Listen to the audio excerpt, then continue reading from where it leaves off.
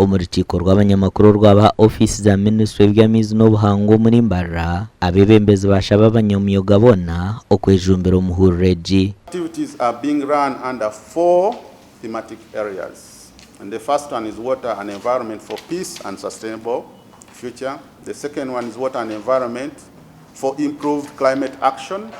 The third one is equitable and sustainable use for water and environment resources for improved incomes and livelihoods. Obwenu mwijuka enyuma butwabe ntugamba ngo tubase okutaho protecting a buffer ya metazi 10 y'abantu batwirukangize nangwa nabamwe bakatabarizo mukoto nambwe mpureni bajyango mushango gukibayo ibyo mushango tubikurara tubikwa konka hati omwanya gwo kujango waheza kunywa amizi akacupo kanage ahi wakata ntushaba nkuruganirizo bakutandikana hati akacupa waheza kunywa amizi ninga wataya isabagenye bakanywa amizi obucupa buna no basa kubika ogumeno obukozesa no bugura parafini no bugura mbuto no bugura muki kugira ngo utakasuba okakanaga.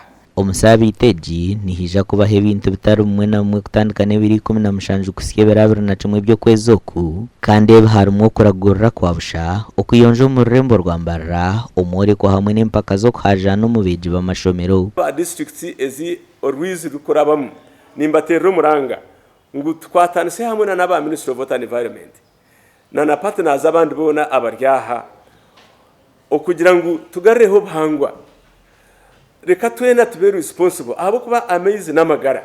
These milestones demonstrate that when we work together we can restore and protect our environment with improving people's lives. Omwaka ogu esabiteji nejagurizwa hansi y'omuramwa guru kugira ngo water for climate action ahabwa TV West and era akiza.